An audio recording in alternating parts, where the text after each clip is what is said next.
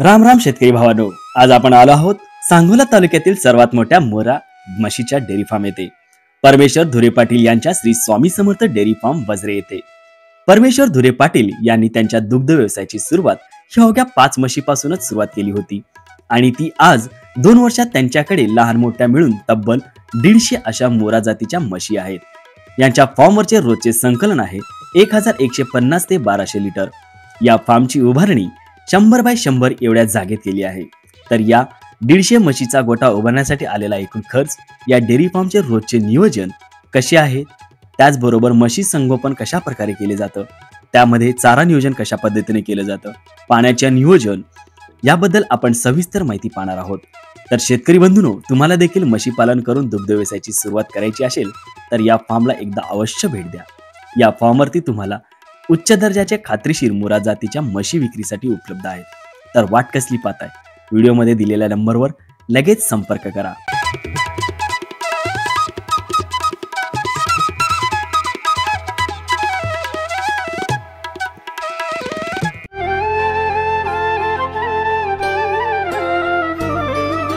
मंडळी नमस्कार, शेतकरी यूट्यूब चॅनलवरती तुमच्या सर्वांचं पुन्हा एकदा स्वागत आहे। तर सध्या आपण सांगोला तालुक्यातील वजरे या गावामध्ये, मित्रांनो, सांगोला तालुक्यातील सर्वात मोठा मोरा म्हशीच्या फार्मवरती आज आपण आहोत आणि या फार्मचे मालक आज आपल्या सोबत आहेत। तर सर्वप्रथम तुमचं स्वागत आहे शेतकरी यूट्यूब चॅनल। धन्यवाद। तर तुमचा परिचय करून द्या। मी परमेश्वर अशोक धुरे, आपला डेअरी फार्म जे श्री स्वामी समर्थ डेअरी फार्म जे आहे ते वजऱ्या गावामध्ये सांगोला तालुक्यामध्ये आपला डेअरी फार्म आहे। तर आपण मागच्या वेळेस पण चर्चा झाली, त्यावेळेस तुम्ही असं म्हटलं की तुम्ही 5 म्हशीपासून सुरुवात केली होती। कसा होता प्रवास, थोडक्यात आम्हाला सांगा। प्रवास असा होता की सुरुवाती आपल्यापाशी पंढरपुरी होत्या, वडिलांच्या एक 14-15 पंढरपुरी होत्या, 7-8 गाय होत्या। लॉकडाऊन मध्ये आम्ही इकडं गावाकडे आलो, त्यावेळेस आपण मग निर्णय थोडा घेतला की थोडं ब्रीडिंग वेगळं आपल्याला चेंज करावं लागणार आहे। मार्केटमध्ये जर एज असेल या दूध उत्पादक जर बनायचं असेल आपल्याला, तर आपल्याला थोडस वेगळ्या दिशेने आपल्याला वाट चालायला लागेल। त्या हिशोबाने मी ते काम चालू केलं। मग 5 म्हशी सुरुवातीला आपण आणल्या आणि परत 2 आणल्या, परत 5 आणल्या, अशा एक 10 म्हशीची माझी एका महिन्यामध्ये क्वांटिटी केली मी। त्याच्या संग एक भया ठेवला, चांगल्या पद्धतीने पैसे मिळायला लागले आपल्याला, त्या हिशोबाने काम चालू केलं। आता सध्या किती वर्ष झालं हा व्यवसाय करता तुम्ही? आता मला बाहेर तुम्ही तारीख टाकलेली बघितलेली, आज 22 तारखेला, मागल्या महिन्यात 22 तारखेला आपल्याला 2 वर्ष पूर्ण झाले गोट्याला। आपल्या 2 वर्ष पद्धतीने आपण गोट्याचा वाढदिवसही केलाय, ते तुम्हाला आता व्हिडिओच्या माध्यमातून लोकांना बी थोडस बघू द्या। सध्या किती आहेत तुमच्या फार्म वरती? आता म्हशी कसं आहे, माझ्या कमीत कमी 40 ते 42 रेड्या आहेत आणि 125 ते 130 म्हशी आहे माझ्यापाशी। आता रोगला दूध काढतो आपण, आता सध्या 85 ते 86 म्हशीचं दूध चालू आहे आणि बाकीच्या म्हशी आहे ती वेल चालू आहे। माझी जी गोट्याचं जी प्लॅनिंग आहे, सायकल जी माझी फिरती, सायकल फिरती साधारण एक 15 दिवसाला 10 दिवसाला आहे का नाही, साधारण एक 5 ते 6 म्हशी माझ्या येतात, म्हणून ती सायकल मी चालू ठेवली, म्हणून ती माझ्या आज चांगल्या पद्धतीने उत्पादन बी मला भेटते ह्या ठिकाणी। म्हणजे वर्षभर असं तुमचं कंटिन्यू चालू असतं? कंटिन्यू कसं आहे माहितीये का, मे, जून, जुलै, ऑगस्ट, सप्टेंबर, ऑक्टोबर प्रत्येक महिन्यात माझे 10 म्हशी मी पहिल्या सुरुवातीला काम करताना मी 2 वर्ष या कालावधीमध्ये 1-1.5 महिन्याचा गॅप ठेवून मी प्रत्येक म्हशी 10 आणल्यामुळे माझी सायकल ही कधीच बंद पडत नाही। माझ्या या सायकलीचं चक्र ही जे आहे ती मी चांगल्या सिस्टीम, माझ्या पद्धतीने सिस्टीम मध्ये मी बसवलेला आहे। त्यामुळे माझ्या गोट्यातलं कमीत कमी मॅक्झिमम 800 ते 900 लिटर दूध कधीच कमी होत नाही। म्हणजे तेवढं मेंटेन ठेवलं, त्याच्यावरती जातं। आज आपलं दूध चालू आहे साधारण 1200 ते 1300 लिटर वर गेलोय आपण, का तर काहीतरी थोडस वाढत चाललेलं आहे। एखादा लोड आपण आधी मध्ये आणतोच, पण आता या 22 तारखेच्या नंतर आपण लोड काय आणलेला नाहीये। आता इथून पुढे लोड आणण्याचा प्लॅनिंग चालू आहे आपलं। म्हणजे विक्रीचा सुद्धा तुमचा व्यवसाय चांगल्या पद्धतीने, विक्रीचा बी आपल्याला चांगला, शेतकऱ्याचा बी पाठिंबा चांगल्या पद्धतीने यायला लागलाय। आणि जर कोणाला शेतकऱ्याला बी मस पाहिजे असेल चांगल्या पद्धतीची, क्वालिटीची, तर ती बी मस आपण तुमच्याकडे मिळू शकते आपल्यापाशी, काही अडचण नाही। तुमच्या फार्मवरती किती जण आता माझ्या फार्मवरती टोटल आहे का नाही 4 बाया आतमध्ये गोट्यात काम करतात आणि 2 बाया जी आहेत ते माझ्या बरोबरती असतात आणि टोटल आपली मेन पॉवर जी आहे ती 11 आहे गोट्यावरती। मी माझे स्वतः आई वडील आणि 2 बाहेरचे कामाला माणसं आहेत आपले। चारा मॅनेजमेंट सकाळी 9:30 वाजेपर्यंत मी पूर्ण गोट्याचा 9:30 वाजेपर्यंत मॅनेजमेंट चारा होतो। चारा बी आपल्याकडे होंडीची ज्वारी आहे आपल्याकडे, परत मका आहे चांगल्या पद्धतीची आणि ऊस बी आहे आपल्यापाशी। तुम्ही आता बघितलेच असेल त्याच्यामध्ये। तर एकंदरीत दिवसाचं नियोजन कसं असतं? स्टार्टिंग तुमच्या गोट्यामध्ये काम किती वाजता चालू होतं? गोट्याचं काम माझ्या 24 तासाचं शेड्यूल असं आहे की आपलं दिवसा 2 वाजता आपला गोठा चालू होतो, दिवसा 2 वाजता गोठा दिवसा चालू 2 वाजता म्हणजे दुपारच्या 2 वाजता? दुपारच्या 2 वाजता. बरोबर. नाही पण तुम्ही आता मला पहाटेपासून सांगा, पहाटेपासून कसं चालू? रात्री 2 वाजता चालू होतो आपला. रात्री 2 वाजल्यापासून? 2 वाजता चालू होतो. मला वाटलं दुपारी 2 वाजल्यापासून. दुपारी नाही, रात्री 2 वाजल्यापासून. 24 तासाचं जे सर्कल आहे त्याच्यामध्ये आहे का नाही, दिवसा 2 वाजता असं म्हणू आपण. दिवसा 2 वाजता चालू होतो. शान घाण ओढणे, चारा टाकणे, चंदी टाकणे हे चालू होतं. शान घाण ओढणे, आउट करणे गोट्याच्या बाहेर हे आपलं 4-4:30 वाजेपर्यंत चालू होतं. तो तास 2 तासात म्हशी खाऊन पिऊन एकदम ग्रोथ चांगल्या पद्धतीने करतात. परत आपला 4:30ला धाराला बसतो आपण. 4:30 वाजल्यापासून धारा जी चालू होती ती संध्याकाळी 8 वाजेपर्यंत धारा चालू होते. त्या कारण दूध भरपूर आहेत, पिळायचे असतात म्हशी, त्यामुळे आपल्याला 8 वाजेपर्यंत आपला शेड्यूल चालतो. परत तसाच लेवल सकाळी संध्याकाळी आपण 8-8:30 वाजता पाणी टाकतो त्यांना. परत एकदा शेण गोट्याच्या बाहेर आउट करतो. परत नंतर मग विश्रांती मिळली जाते त्यांना. परत रात्रीच्या 2 वाजता रात्रीच्या 2 वाजता गोठा चालू होतो. परत 30 शेड्यूल जे आता सांगितले 30 शेड्यूल आपलं चालू होतं. शानगाण काढणे, चारा टाकणे, चंदी टाकणे. परत आपलं 4:30ला धाराचं टायमिंग होतं. ही 24 तासाचं माझं शेड्यूल आहे. बरोबर. का तर माझी आता क्वांटिटी वाढली. माणसं जे आहेत जे त्याला म्हशी जे त्या पद्धतीने वाटून दिलेले आहेत जे त्या हिशोबाने ते काम चालूच असतं गोट्यामध्ये. गोट्यातलं काम हे बंदच नाही. त्यामुळं त्या दूध भरपूर असल्यामुळं त्या टायमाला आपल्याला ती डेअरीला बी दूध गेलं पाहिजे. बरोबर. हे झालं तुमचं दिवसाचं शेड्यूल. बर. म्हणजे चाऱ्याचं नियोजन कसं असतं आम्हाला? चाऱ्याचं नियोजन म्हणजे काय, आपल्याकडे चांगल्या पद्धतीची सरकी पेंड आहे, चांगल्या पद्धतीची चुनी आहे, ती तुम्हाला दाखवतो मी त्या पद्धतीनं. आणि गहू भुसा बारीक पद्धतीने ते टेस्टिंग मारण्यासाठी म्हशीला ठेवला जातो. या दोन्ही प्रकार आपण गोट्यावरती घालतो म्हशीला. साधारण एका म्हशीला तुम्ही किती किलो चारा टाकता दिवसाचा? फक्त चारा माझा एका दिवसाला 12.5 किलो मी एका टायमाला टाकतो. दोन्ही टायमाचा माझा 25 किलो होतो. आणि पशुखाद्य वेगळंच? पशुखाद्य त्याच्यामध्ये मस बघून मी तुम्हाला आता सांगितलं 300 ते 400 ग्रॅमच्या हिशोबाने पर लिटरला टाकायचे. त्या हिशोबाने सरकी 1-2 किलो आणि हरभरा चुनी 1-2 किलो असे 4 किलो टाकायचे. आणि त्याच्यानंतर ते भिजून नंतर 7 ते 8 किलो होते. त्यामुळे ते 30 किलोचं नियोजन लागतं आपलं. आणि पशुखाद्यात काय काय वापरता तुम्ही? जे दूध देणार आहे त्यांना काय वापरता? दूध देणार आहे त्यांना मी सरकी आणि चांगल्या पद्धतीची चुनी त्या 2च प्रकार मी वापरतो. गाभण मसराशीला बी थोडं कमी असतं तेच वापरतो. कमी प्रमाणात घेतो. त्यांना जर दुधवाल्याशीला जर 4 किलो ठेवत असेल तर मी गाभण मशीनला 2 किलो ठेवतो. बरोबर. का तर आत मूल वाढायला लागलेलं असते. त्या हिशोबाने तिला ती खुराक दिलं पाहिजे. बरोबर. तिला मेंटेन ती बॉडी मेंटेन झाली पाहिजे. जादा टाकलं तर मग ते थोडंसं लोकांचा गैरसमज होती की मोठी म्हस आहे दूध कमी देईल. बरोबर. असं काय नसते. त्या हिशोबाने ती थोडंसं खाद्य टाकलं जाते. गाभण काळात चालू होते ते. आता तुमच्याकडे किती दूध देणाऱ्या म्हशी आहेत? आता माझ्याकडे 85 म्हशीचं किंवा 86 म्हशीचं दूध चालू आहे. प्रत्येक आठवड्यात माझी म्हस कमीत कमी 8 ते 10 म्हशी माझ्याकडे गेलेल्या चालूच आहे आपल्याकडे. सर्कल काय? सर्कल 100% चालूच असतं आपल्याकडे. बरोबर. गोट्यातलं 800 लिटरच्या दूध माझं कमी होतच नाहीये. त्याच्यापेक्षा ज्यादा मी करायची माझं प्लॅनिंग असतं. बरोबर. मग यासाठी सिमेंट वगैरे म्हणजे काय रेडा वगैरे चांगल्या पद्धतीचा बोल आहे. तुम्ही आता बघितलेला आहे तुम्ही पाठीमागं चांगल्या पद्धतीचा बोल आहे. त्याच्यानंतर दुसरा एक बोल आहे आपण आपल्या गोट्यामध्ये तयार केलाय. हा विकत आणलेला आहे. हा विकत आणलेला ह्याचे पैदाशी आपल्याकडे भरपूर झालेले 2 वर्षापूर्वी भरपूर पैदाशी झालेले आहे. चांगल्या पद्धतीने त्याचा बी रिझल्ट आहे. बाहेरच्या लोकांनाही रिझल्ट आपण टॉप दिलेले आहेत. बाहेरच्या लोकांचं बी सकाळी किंवा संध्याकाळी 1-2 म्हशी निघतात बाहेरच्या, त्यांचाही रिझल्ट टॉपच आलेला आहे आपल्याकडे. तुमची आता 2 वर्षात तुम्ही तुमच्या स्वतः फार्मवरती किती म्हशी तयार केल्या आता सध्या? माझ्या फार्मवरती आता बघा तुम्ही आता व्हिडिओ बघितला तुम्ही या लाईव्ह मधल्या 2 म्हशी जी आहेत ते म्हशी आता गाभण गेलेले आहेत. आता 17 ते 18 महिने झालेले दोन्ही. ती रेडे आपण मगाशी पाहिलं. ते रेडे जे आहेत ते आपण आपल्या गोट्यामध्ये लक्षात ठेवा. एक हिरा ओळखायचा असतो. कुठल्या म्हशीला कुठला हिरा झाला त्या हिशोबाने त्याला चालू करायचं. एका टायमाला तिला 2.5 लिटर दूध ठेवत होतो आपण. दोन्ही टायमाला 5 लिटर दूध. आता तुम्ही चांगल्या पद्धतीची मका जी मी तिथं पलीकडे ठेवलेली आहे त्याची गोळी पेंड आहे तुम्ही चांगल्या पद्धतीने बघितले. त्याच्यामध्ये कण किती आणि फायबर किती आणि कोटिंग किती हे तुम्ही तिथे बघितलेलं आहे. ती मी त्यांना 1 किलो एका टायमाला टाकतो. दिवसाला 2 किलो गोळी पेंड. दुसरं काय मिक्स? दुसरं काही सुद्धा मिक्स करायला. बरोबर. काही जण खपरी वगैरे वापर करतात. खपरी ही लक्षात ठेवा काय केलं माहितीये का, मन मारायचं काम चालू केलंय मार्केटमध्ये. खपरी पेंड ही बैलाची आहे. होळ बैलाचे. पण म्हशी खपरी पेंड आणि ही खाते मी तर काय चारतच नाही. आता बाहेरची लोक चारत असेल ते त्यांच्या संघ अभ्यास. पण माझा अभ्यास ही 100% सांगतो खपरी पेंड मध्ये आहे का नाही ही आपल्या म्हशीला चालत नाहीये. ओनली वन हरभरा चुनी आणि सरकी पेंड. बरोबर. ब्रीडिंग तुम्ही ती रडकांसाठी जी गोळी पेंड तुम्ही वापरता ती कशाची आहे नेमकी?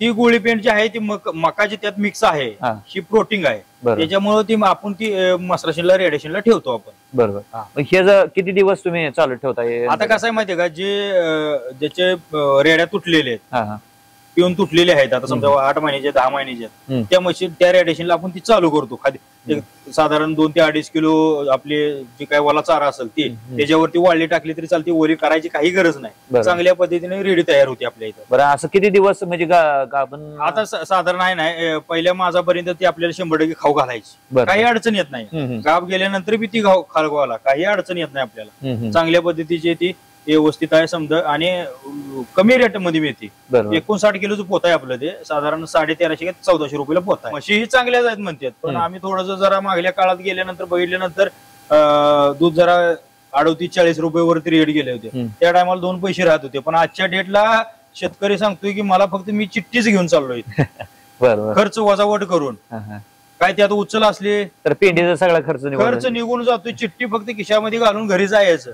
संसारात 1 रुपया लावायचं म्हणलं तर त्याच्यानं होत नाही गायच्या व्यवसायामध्ये. बरोबर. आज म्हशीचा व्यवसाय एवढा मोठा मी करतोय, आज माझ्याकडे एवढा म्हशी एवढं दूध जाते माझं, महिन्याकाठीचा आपल्याला खर्च वजा वट करून 8 ते 10 लाख रुपये निव्वळ नफा राहतोय. शेणखत तुम्ही बैल चांगल्या टॉप क्वालिटीचे पिकवतोय, 7 ते 8 हजार रुपये ट्रॉली देतोय. तर असं म्हणतात की ह्यांचा भाकड काळ जास्त असतो, साधारण किती महिना म्हशी दूध देतात? आता एक साधं लॉजिक आहे, वेल्यानंतर 90 दिवसामध्ये ती वापरती येते. 1 मास जिरवायचा, 4थ्या महिन्यात गेले, 3 महिने हे झाले, ती 1 महिना झाला, 4 महिने झाले. 4 महिने झाले. ज्यावेळेस तुमच्याकडे रेडा उपलब्ध असेल तर त्याने तुम्ही करू शकता, आणि स्विमिंग असेल तर स्विमिंग करू शकता. तिथून 3 महिने चेक करायला जातात. डॉक्टर साहेब सांगतो गाबाय किंवा नाही. ती 4 आणि 3 7 महिने झाले, बरोबर आहे. 7 महिने झाले, तिथून कंटिन्यू 5 महिने म्हस पिते, 5 ते 6 महिने. 6 महिने गाय दूध देते का?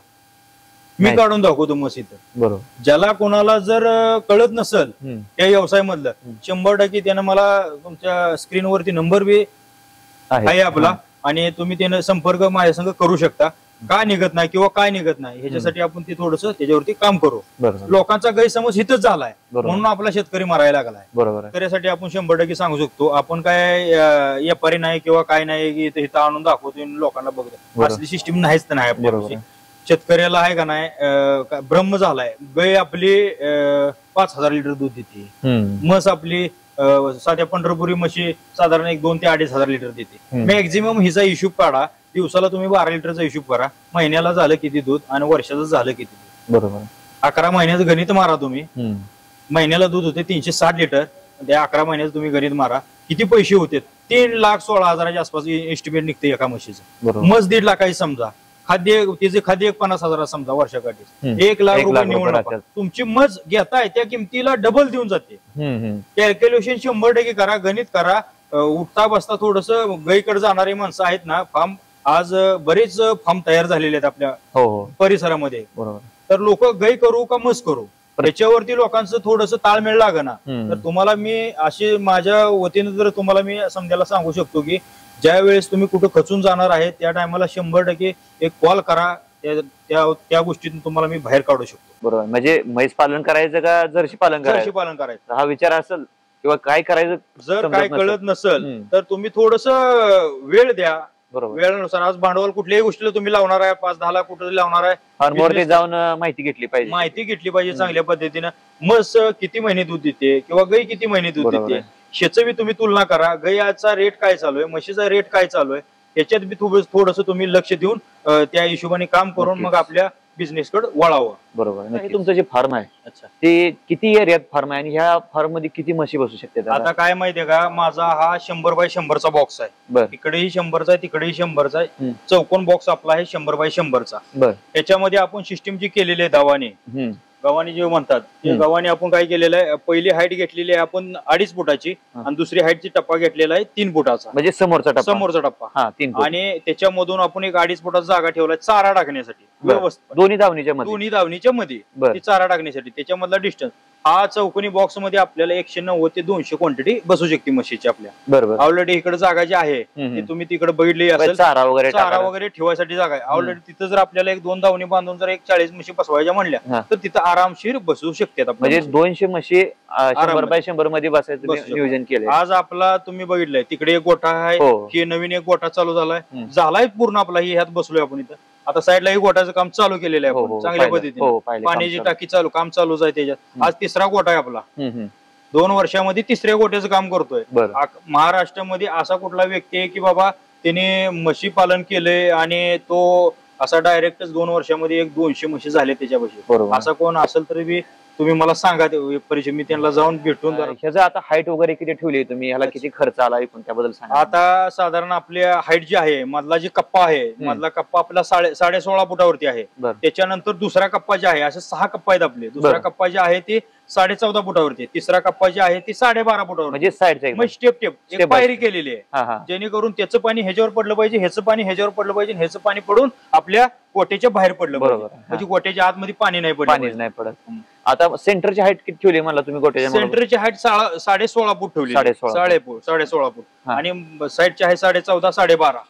त्याच्यानंतर डायरेक्ट इथं आलो मी 11.5 वर. 11.5 शेवटचा टप्पा. एकूण खर्च किती आला शेडला? खर्च बघा टोटल आपल्याला 22.5 लाख रुपये टोटल खर्च आलाय. आणि आता 3ऱ्या गोट्याचं काम चालू केलं, त्याचं बी एस्टिमेट एवढंच आहे. बरोबर. जसं घडल तसं करत जाणार आहे, जसं होत जाईल तसं पुढे करायचं, पुढे जाणार आहे. बरं, आता बरेच प्रश्न आहेत की म्हशी कोब्यावरती घसरण्याचं प्रमाण वगैरे काय होतं का याच्यावरती? काय म्हशी घसरण्याचं प्रमाण म्हणजे काय माहितीये का, चांगल्या पद्धतीचं तुम्ही मॅट ठेवा. या मशीनला मॅट 100% लागतं, का तर मोठ्या म्हशी आहेत. बरोबर. गुडघ्यावरती बसताना थोडस कसं आहे, लहान लहान खडी बारीक असते वरती आलेली असते, सडाला टच होऊ नये म्हणून चांगल्या पद्धतीचं मॅट घ्या तुम्ही कंपनीतनं आणि म्हशीला टाका. काही सुद्धा अडचण येत नाही म्हशीला. बरोबर. मग हे तुम्ही कोबा करताना कोबावरती तुम्ही रब केलता का, असं मऊ कशा प्रकारे? नाही, हाय असं प्लेन केला होता आणि त्याच्यावरती आपण खराडा मारलेला आहे, त्याला प्रेशर म्हणतो आपण. तो मारलेला आहे आपण. त्याच्यामुळे ती मॅट जी आहे ते निघत नाहीये. ते त्या खैचीमध्ये बसून जातं. बटन आहे खाली, बटन असतं, ते अडकून राहतं. त्यामुळे काही एवढं अडचण येत नाही. बरं. तर मग आता रेड्यांचं कसं नियोजन आहे? आता तुम्ही विक्री करणार आहेत का ठेवणार आहे? नाही, आता रेडे जे आहेत आपण आता चांगल्या पद्धतीचे रेडे आहेत. समजा कुठलेही रेडे बघा तुम्ही, जागेवरती रिंग मारलेली आहे. आणि कसं आहे होतं माहितीये का, आपल्या इथं ह्याची व्हॅल्यू नाहीये. बरोबर. लोकांना जास्त दिवस सांभाळायचं, पण 100% सांगू शकतो की जास्त दिवस सांभाळायची काही गरज नाही. 14 ते 15 महिन्यामध्ये म्हस गाभण जायची तयारीवरती येते. 17 ते 18 महिन्यात आहे का नाही चांगल्या पद्धतीने गाभण आहे म्हणून आपल्याला कळतं बी. बरोबर. 25 ते 26 महिन्यामध्ये दूध निघतं तिचं. बरोबर आहे. 100% निघतं. काही अडचण आहे माहितीये का, चांगल्या पद्धतीने तिचा मेंटेनन्स करा. तुम्हाला एखादं ब्रीडिंग, आता एवढा मोठा गोठा केलाय मी, मला कमीत कमी 50 म्हशी तर तयार झाल्या पाहिजेत ना. बरोबर. त्या हिशोबाने मी हे सांभाळायला चालू आहे. आता हे सगळे रेड आहेत तेवढे सगळे ठेवणार समजा ठेवणार आहे. कसं आहे माहितीये का, आपल्या इथं शेतकऱ्याला म्हणलं बाबा एवढं पैसे तेवढं पैसे, मग तो जरा काय म्हणतो एवढं पैसे असते का, बाहेरच्या देशातलं ब्रीडिंग आपल्या ह्याच्यात आणायचं म्हणजे काय सोपं आहे का? बरोबर आहे. मग आपण ते आता माझ्या एवढ्या म्हशीत 10 म्हशी तयार केल्या तर साधारण माझं भांडवल वाढलं ना तिथं. बरोबर. नक्कीच. आणि आपल्यातले शेतकरी ब्रीडिंग वर काम करायला नको वाटतंय, म्हणजे रिस्क घेत नाही. मग काय माहितीये का, हे असं आता यंग पिढीचं कसं चाललंय, शिक्षण झालंय चांगल्या पद्धतीनं, आला जॉबचा ऑफर तर जायचं, नसेल तर मग घरी बसायचं. काय करायचं तर एक प्रश्न मोठा आहे. ही एक प्रश्न मोठा आहे. आराम मध्ये आपलं 10-15 म्हशी करा. 10-15 म्हशी माग कमीत कमी खर्च वजावट करून 1,35,000 ते 1,40,000 निव्वळ नफा निघतो. का निघत नाही त्याच्यावरती मी आहे तुमच्या संघ. कधी निम्यारातचं मला तुम्ही कॉन्टॅक्ट करा, तुमच्या संघ हजर आहे मी इथं. बरं, आता तुम्ही जे चारा वापरता सगळा चारा विकतचा आहे का सगळा, कसं म्हणजे घरचा आहे चारा? टोटल चारा आपलं जे ऊस जे आहे ते घरचा आहे. मका जे आहे ते आता घेतलेली आपण, आणि ज्वारी जी आहे ती बी विकतच घेतली. बरोबर. मग विकत घेऊन परवडतं का नाही बऱ्यापैकी?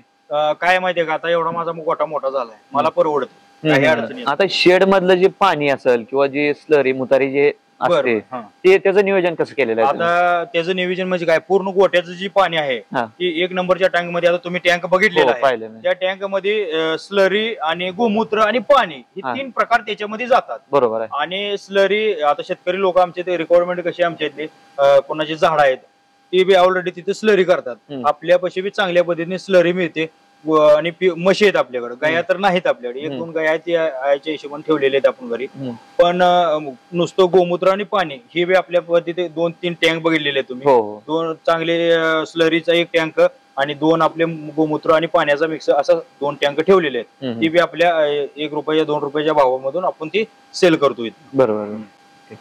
तर माझा एक मागाशी प्रश्न आपल्या शेडच्या नियोजनामधून राहून गेला की तुम्ही आता फॅनची पण केलेली आहे सोय. तर आता ह्यात किती फॅन लागलेले आहे तुम्हाला? आता ह्यात समजा टोटल फॅन आहे का नाही आपल्याला 48 फॅन लागलेले आहेत. टेम्परेचरला चांगल्या कामाला येतात, काही अडचण नाही. शेतकऱ्यांनी ही लावल्या पाहिजेत, गाय असो म्हस असो किंवा काही असो. 100% फॅन लावा तुम्ही, त्याच्यावर थोडासा टेम्परेचर मेंटेन होऊ शकतं तुमचं. आणि बरेच जण फॉगर लावतात, आता उन्हाळ्यात त्रास मशीन लावते म्हणून तुम्ही फॉगर वगैरे लावलेलं. फॉगरचं काय माहितीये का, फॉगर लावायला काही अडचण नाही आपल्याला सुद्धा. फॉगरने काय होतं, दुशार उडतात, ते म्हशीच्या अंगावरती पडतात, त्याच्यावरून ती एक थेंब पडून आपल्या शेणात जर पडला तर शेण ती पातळ होणार आहे. बरोबर आहे, पातळ होणार आहे. का तर काय माणूस म्हणणार आहे, आयला दुशार थोडं कमी आलंय, थोडं फास्ट करूया. मग ते पाणी जसं मिनिटाला टाकणार पाणी आहे, ते पाणी टाकल्यानंतर शेणखत जर ओलं झालं तर आपलं मार्केट संपलं तिथं. शेणखत वाळायला वेळ लागणार आणि इथून पण वाया पण जाणार, वाया बी इथं जाणार. बरोबर आहे. मग त्याच्यामुळे आपण ती फॉगरची सिस्टीम केलेली आहे. चांगल्या पद्धतीचे गोट्याला चौक चारी बाजूने आपण थंड हवा येते गोट्याला आणि फॅनची चांगली आपण केलेलं आहे. तर मगाशी एक प्रश्न माझा असा राहून गेला की दावणी पासून जे तुमचं कोब्याचं जे अंतर आहे पाठीमागं, तर किती ठेवलेलं आहे तुम्ही? म्हशीच्या कडीपासनं ते मागल्या साईडला जे आपला गटर जी निघणार आहे गोमूत्र, पाणी जाते ते गटर साधारण 12.5 फूट एका म्हशीच्या पाठीमागे झाली पाहिजे. 9 फुटाची ते 8.5 फुटाची म्हस असते.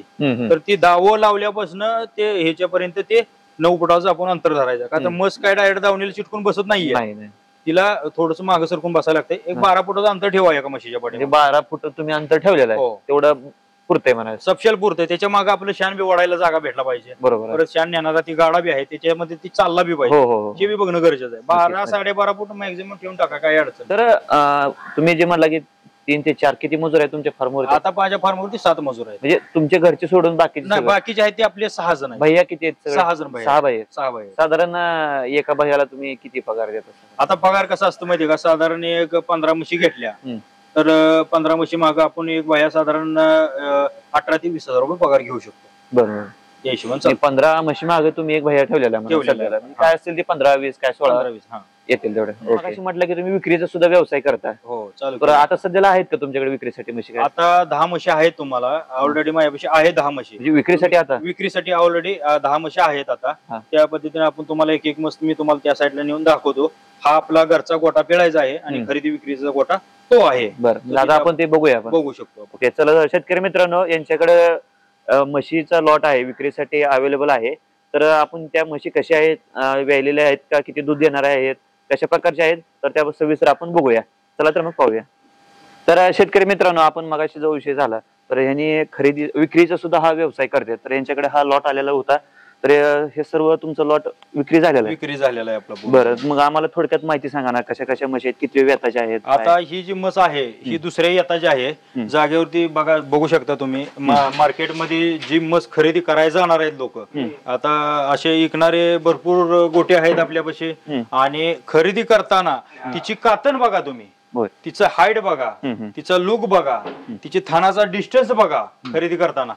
आणि म्हस कशी पाहिजे आपल्याला, हाईट मध्ये पाहिजे, दूध देणारी म्हशी मोठ्या पाहिजेत, किंवा ही सर्व गोष्टी तुम्ही बघितल्या पाहिजे. शेतकरी लोकांनी विकणार जे मार्केटमध्ये विकणारे भरपूर लोक आहेत, चांगल्या पद्धतीने सेटिंग करून देत नाहीत. आता तुम्ही सेटिंगची ज्या काही गोष्टी आहेत ते माझ्या तुम्ही कॅप्चर करून घेतलेल्या आहेत व्हिडिओच्या माध्यमातून. शेतकरी लोक बघत असतील आपल्याला आता. तर चांगल्या पद्धतीने ज्या शेतकऱ्याला ही जी आपण दिलेल्या म्हशी आहेत, चव्हाण सर म्हणून आमचे कुची भागातले आहेत, सांगली जिल्ह्यामधले आहेत, त्यांच्यासाठी आपण ही म्हशी सर्व लॉट त्यांना दिलेले आहेत, 8 म्हशी. तर चांगल्या पद्धतीने मी त्यांना सांगितलं की जोपर्यंत चांगल्या पद्धतीने दूध तयार होत नाही माझ्या घरी, तोपर्यंत मी तुम्हाला सेल करू शकत नाही. तर त्यांचं खाद्य जे आहे, तर आता मीडियम मध्ये म्हणलं तर आज 3रा दिवस आहे. 7 तारखेला संध्याकाळी 12:15 गाडी उतरलेली आहे. आज आपण जे बोलतोय ते 10 तारीख आहे. 10 तारखेला 3 दिवस झाले आपल्याला. आता इथून पुढे चांगल्या पद्धतीने सेटअप व्हायला लागले. चारा पाणी घेतला पाहिजे. विक्रीवाले काय करतात, आणतात म्हशी, गिऱ्हाईक लावले, विषय संपला, त्यांच्या गोट्याच्या बाहेर गेलं, तो विषय संपला. परत रिप्लाय देत नाहीये कुठल्या पद्धतीने तुम्हाला तिला काय चारा टाकायला लागतो किंवा काय करायला लागतं, की कुणीही तुम्हाला मार्केटमध्ये अनुभव देत नाहीत. तर तुम्हाला जर कुठेही खरेदी झाली तुमची, तर बाबा म्हस सांगितलेलं असते तुम्हाला 6 लिटर दूध देणार आहे, म्हस 6 लिटर दूध देणार आहे. तर तिथं जाऊन अशा बऱ्याच लोकांचं मला की फोन बी येतात आहेत, की बाबा आम्ही इथनं म्हस घेतली, आम्हाला सांगितलं बाबा 6 लिटर दूध आमच्यापाशी 4 लिटर दूध द्यायला लागले.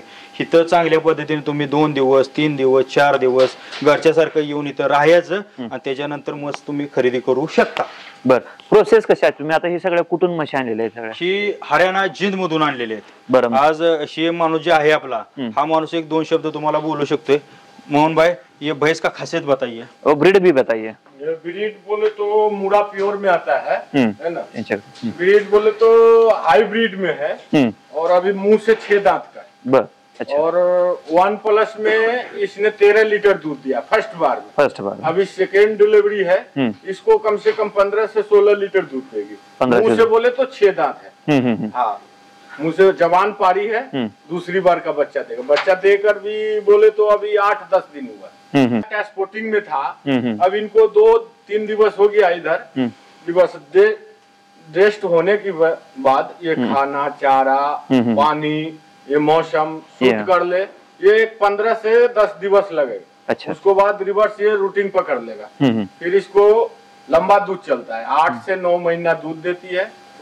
60 से 90 दिन का अंदर मांस पर आ जाती है. अच्छा. ये खासियत है मुरा नस्ल का, ये पहचान है. अच्छा. 60 से 90 दिन में मांस पर आती है और सर्विस इसका लंबा है सर.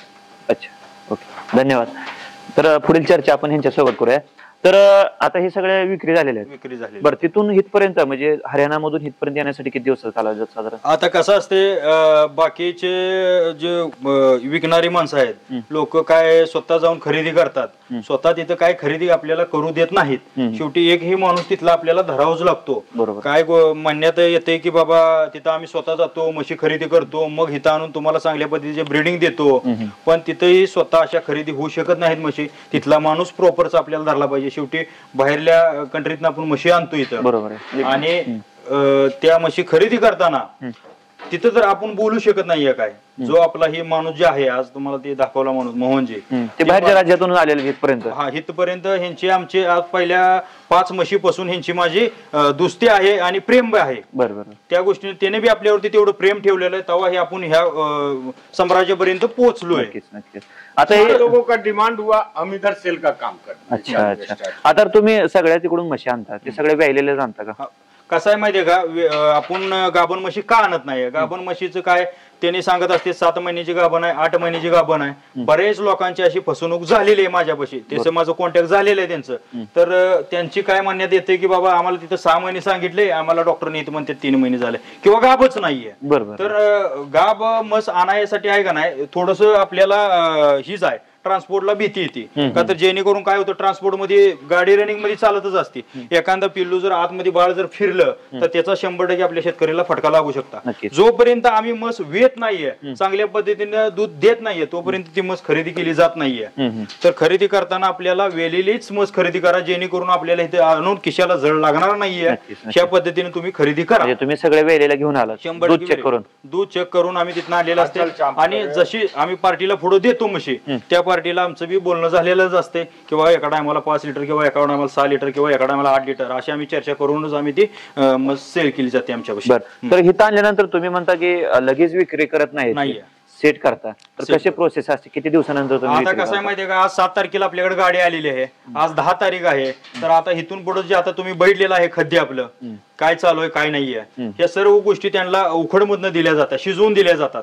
शिजवून दिल्या जातात ते ह्यांचं काय माहितीये का, तिथलं पाणी आणि हिथलं पाणी आपल्याला ते हे करावं लागणार, चेंज करावं लागणार. त्याच्यामध्ये ह्यांच्याकडे कसं असतं, ट्रॅव्हलिंग मध्ये थोडस हादरे खाऊन थोडस हे दुखापत झालेली असते. बरोबर. कंटाळपणा आला असतो, आपण म्हणतो ना जसं आपल्याला येतो, विट्रेसपणा ह्यांना बी येतोय.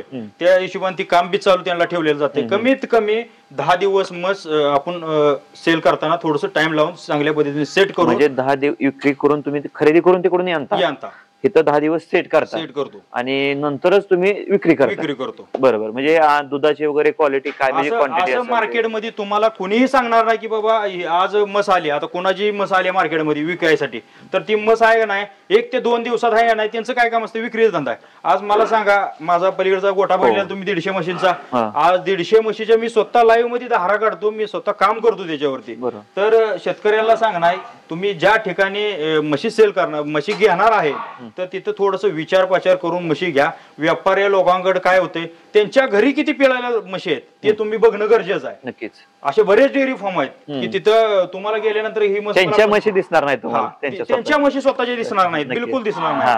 आपण लाईव्ह मध्ये इथं म्हशी आपल्या 150 म्हशी काढतो. मी एक शेतकऱ्याचा मुलगा आहे, तुम्हाला कळकळीची विनंतीने म्हणून मी सांगतो तुम्हाला की जेणेकरून खरेदी करताना तुम्ही थोडासा विचार करून करा. व्यापार लोकांकडे गेला तर तुम्हाला खिशाला झळ 100% लागणार आहे आणि शेतकरी पैसे आल्यानंतर 2 पैसे शेतकरीच तुम्हाला कमी जादा करून तुम्हाला देऊ शकतो. इथं तुमच्याकडे जर खरेदी करण्यासाठी कोण शेतकरी आला तर त्यांना तुम्ही किती दिवस चेक करून देता? आता कसं आहे माहितीये का, ज्या दिवशी आता समजा तुमची आज म्हस खरेदी करणार आहे, तुम्ही खरेदी केली किंवा तुम्ही सांगितलं बाबा ही म्हस मला पाहिजे किती दिवसांनी येऊन नेऊ, आम्ही 7 ते 8 दिवस ह्याला टायमिंग असते आपलं की सेट करणे चांगल्या पद्धती, जेणेकरून तिथं घरी त्यांनी जाऊन म्हणून की बाबा तुम्ही तिथे मला दाखवलं 6 लिटर दूध आणि इथं माझ्यापाशी 5 लिटर द्यायला लागला, ही सिस्टीम नको आहे. बरोबर. आणि प्रत्येक गोट्यावरची बॉम्ब हीच आहे 100%. मला आता जवळजवळ एक 8-10 माणसांचा रिप्लाय तुमच्या युट्यूबच्या हिशोबाने मला आलेला आहे त्यांचा की बाबा मी इथून म्हशी आणल्या आणि मला थोडस म्हशीमध्ये फसवलं किंवा हे फसून जाऊ नका, काही अडचण नाही. चांगल्या माणसापाशी तुम्ही निवड करा, तुम्हाला गॅरंटी समजेल.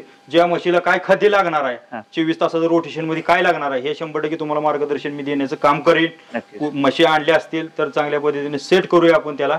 ही माझं सहकार्य तुम्हाला 100% शेतकरी लोक वर्गांना आपण देऊ शकतो मार्गदर्शन.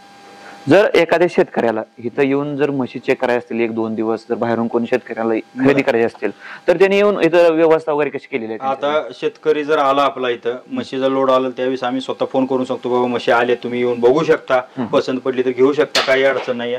येऊन 1-2 दिवस राहायचं, आपल्या घरच्यासारखं राहायचं. त्याच्यानंतर ते आपण मस्त 2 टाइम 3 टाइम 4 टाइम 5 टाइम स्वतःच्या हाताने पिळू शकता. आम्ही असं म्हणत आमचा भाया पिळल किंवा तुम्हाला दाखवल, तुम्ही तुमच्या स्वतःच्या हाताने पिळा, काही अडचण नाही आपल्याला. आपण शेतकऱ्यासारखंच राहावं, व्यापाऱ्यासारखं आमचं 100% काम होणार नाहीये. ही आपल्याला काम करण्याची आपली पद्धत आहे. बरं, आता ही लॉट 7 तारखेला आलता म्हणजे आज 10 तारीख आहे, 3 दिवस झाले. तर आता यांची विक्री झाली, बुकिंग झाली होती? बुकिंग झाली समजा यांची म्हशीची. फक्त 2 म्हशी राहिलेले आहेत. आलं कोणीतरी आपण त्यांना देऊ शकतो, पण त्या टायमाला त्या हिशोबाने त्या म्हशी सेट चांगल्या पद्धतीने झालेले आहेत. काय म्हशी सेट व्हायचे राहिलेले आहेत, सेट करून आपण चांगल्या पद्धतीने सेल करू. म्हणजे आता ही बुकिंग झालेत तरी सुद्धा तुम्ही आता हे सेट करूनच विकणार? हा, सेट करूनच. का काय माहितीये का, शेतकरी वर्गांचा काय प्रॉब्लेम आहे, जिथं जिथं प्रॉब्लेम आले तिथं आपल्याला थोडस लागलेलं आहे. बरोबर. पण काही लोकांना असं वाटतं की बाबा त्यांना आपण चला आपल्या घरी लगेच घेऊन जावं, असं मी लोकांना भरपूर वाटतंय. पण मी त्यांना एवढं सांगतो की म्हशी खरेदी करताना कोणाचाही लोड आमच्या आपल्या इथं लोड आला किंवा बाहेर कुठल्या डेअरी फार्म वरती लोड आला, समध्याचा लोड त्या तारखेला येतो, मागे 5-4 दिवस असतात, तर चांगल्या पद्धतीने तुम्ही सेट करा म्हशी. बरोबर. आणि मग सेल करा. किसान लोगों का उतना जानकारी नहीं है, ट्रांसपोर्ट से आती है जानवर, उसमें क्या होता है हरकत बीमारी थोड़ा थकान सी महसूस रहता है. वो क्या है, हमने कुछ मेडिसिन देके कुछ जड़ी बूटी का बना के इसको पिला के बिल्कुल जब खाना पीना फ्रेश हो जाता है उसको बाद किसानों को पकड़ाते. अब किसान ले जाएंगे उधर, पानी नहीं पिएंगे, खाना नहीं खाएंगे, वो डॉक्टर बुला के लाएंगे, वो डॉक्टर बोले तो मेडिसिन करेंगे और किसान परेशान हो जाएंगे, खर्चा बढ़ जाएगा. किसान लोग परेशानी में इसलिए हो जाएगा हमारा भैंसा कैसा दे दिए, इधर खाना नहीं ले रहा, इसीलिए 8 से 10 दिवस तक रखते हैं, पूरा फ्रेशिंग करके सेटलमेंट करके फिर उनको बोलते हैं लेके जाओ. अच्छा. तर आता हे जे तुम्ही विकलेल्या म्हशी आहेत सगळ्या वेलेल्या आहेत? वेलेल्या म्हशी आहेत समजा. बरं, मग किती वेताच्या आहेत सगळे? आता कसं आहे माहितीये का, आपल्याकडे एकच फक्त ही पहिल्यावरती पाडी आपली आणि बाकीचे समजा दुसऱ्या वेतावरच्या, त्या दुसऱ्या वेतावरच्या समजा. साधारण किती लिटर दूध देते? आता कसं आहे माहितीये का, ही पहिल्यावरची म्हस आहे आपली, ह्या पहिल्यावरच्या म्हशीचं काय तिथंही आपल्याला गॅरंटी नाहीये, इथे बी गॅरंटी नाही. फक्त नशिबाचा खेळ. तुमच्या तकदीरामध्ये असेल तर ते तुम्हाला 12 बी देईन 15 बी देईन. पण आम्हाला एक वैयक्तिक स्वतःला भक्कम वाटतंय की बाबा ही मला 12 ते 13 लिटर दूध देईल दोन्ही टायमाला. अभी 5-5.5 टाइम को दे रही है. आणि जे दुसऱ्या वेताचे आहेत ते साधारण तिथं किती दूध देतोय म्हणजे गॅरंटी किती? आता तिथली गॅरंटी म्हणजे काय असते मध्ये, तिथं काय चेक करतात, काय चेक करतात हे महत्वाचं आहे. तिथं फक्त सड चेक झाला जातो, दूध चेकिंग करू देत नाहीत. मुंबई बरोबर आहे की नाही? दूध चेकिंग तुम्हाला करू देत नाहीत हरियाणामध्ये. डेअरी फॉर्म वाला कुठला माणूस आहे मला सांगा, मी तिथं चेकिंग केले, दूध आणले, मला 6 लिटरचे इथं 15 लिटर देणार आहे आपल्यापाशी, शक्य नाहीये. तिथं तुम्हाला सड ही फक्त 4 सडामध्ये दूध येते, एवढं चेकिंग होतं. कोला रेटचं पद्धत म्हणजे ते लिटरची गॅरंटी देत नाही, लिटरची गॅरंटी बिलकुल देत नाहीत. बरोबर. मग इथं आल्यानंतर तुम्ही जसे शेतकऱ्यांना गॅरंटी देत, गॅरंटी देतो, एवढी देते तेवढी देते, 10 दिवसात काय असेल ते सेट करून तसे तर तुम्हाला गॅरंटी मिळत नाही. इथं आपल्यापाशी फुल गॅरंटी मिळणार. आम्हाला 6 लिटर सकाळी 6 लिटर संध्याकाळी 6 लिटर त्या हिशोबाने आपण गॅरंटी देतो. बरोबर. आता हे तर लॉट तुमचा विक्री झालेला आहे, आता पुढचा काय लॉट येणार आहे का? पुढचा लॉट आपला प्रयत्न चालू आहे. जशी शेतकरी लोकांची रिक्वायरमेंट असेल त्या हिशोबाने, मागणी असेल त्या हिशोबाने मी आणतो. स्पेशलिस्ट मी व्यापारी बनायचे माझे काय एवढं धोरण नाहीये, पण रिक्वायरमेंट शेतकरी जेवढी येतील चांगल्या पद्धतीनं त्या चांगल्या पद्धतीने मी म्हशी आणून देतो त्यांना. शेतकऱ्याचे रिस्पॉन्स तर आपल्याला चांगला आहे. एवढा आज 100-200 म्हशीचा डेअरी फॉर्म आहे आपला, 150 म्हशींचा. त्या डेअरी फॉर्मच्या आपले भेट ज्या द्यायला येतात लोक, त्यावेळेस त्यांना रिक्वायरमेंट असते की आम्हालाही तुमच्यापासून एक 4 म्हशी 2 म्हशी आम्हाला घरी खायला, किंवा आमच्या मुलाला आज शिक्षण झालंय चांगल्या पद्धतीने पण जॉब व्यवसाय करायचा आहे, तर दूध उत्पादक जर बनायचं असेल तर चांगल्या पद्धतीने मला भेट द्या, डेअरी फॉर्मला आपल्या भेट द्या. स्वतः काय करतोय मी, स्वतः शेतकरी आहे, मी स्वतः काय करतोय ह्याच्यावरती तुम्ही थोडासा अभ्यास करून मग खरेदीकडे वळा, की आणण्याचा लॉट. कारण काय तुमची रिक्वायरमेंट मला ज्यादा आली तर मी तुम्हाला थोडस खिशाला झळझळ लागणार आहे, ते थोडस त्यातनं मी तुम्हाला वाचवू शकतो आणि खात्रीशीर पण मिळू शकतात तुम्हाला. तुमच्या फार्मचा एकदा पत्ता आपला सांगा ना, म्हणजे जर फार्मला कुणाला भेट द्यायची असेल शेतकऱ्यांना तर कसं यायचं, कुठं आहे फार्म ते सांगा ना. आपला फार्म वज्रे गावात, सांगोला तालुका, जिल्हा सोलापूर. फार्मचं नाव आहे आपल्या श्री स्वामी समर्थ डेअरी फार्म वज्रे, परमेश्वर अशोक दुरे. मॅपवर पण तुमचं असेल? मॅपवरती आहे, आणि ज्याला काय कळलं नाही त्याला मी मॅप स्वतः व्हॉट्सअपवर तर्फे देऊ शकतो, काही अडचण नाही. ओके. तर धन्यवाद, तुम्ही एवढी माहिती आणि तुमचा वेळ दिल्याबद्दल खूप खूप आभार आहे. तर शेतकरी मित्रांनो, आजचा व्हिडिओ तुम्हाला कसा वाटला आम्हाला नक्की कळवा. जर तुम्हाला म्हशी खरेदी करायची असतील तर व्हिडिओमध्ये नंबर दिलेला आहे, त्यावर तुम्ही संपर्क करा, तुम्हाला भरपूर माहिती देतील. आणि जर तुम्हाला यांचा फार्म बघायचा असेल तर यांनी पत्ता सांगितलेला आहे, या फार्मवरती म्हशी चेक करा. खरेदी करायची असतील तर तरी सुद्धा यांच्याकडे मिळतात. तर भेटूया पुन्हा एकदा नवीन व्हिडिओ नवीन माहिती घेऊन. धन्यवाद.